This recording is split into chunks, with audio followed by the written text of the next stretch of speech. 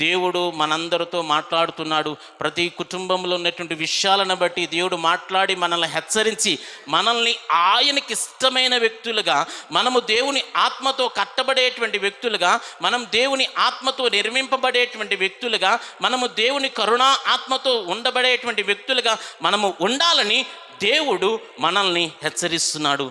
దేవునికి స్తోత్రం. ఆమేన్. హల్లెలూయా. మరొకసారి చెప్తున్నాను ప్రియ దేవుని సంగమా, ఒక వ్యక్తి యొక్క జీవితంలో ఆత్మ ఉంటే, ఒక వ్యక్తి పరిశుద్ధాత్మతో నింపబడితే ఆ వ్యక్తి రీబిల్డప్ అవుతాడు, పునర్నిర్మించబడతాడు.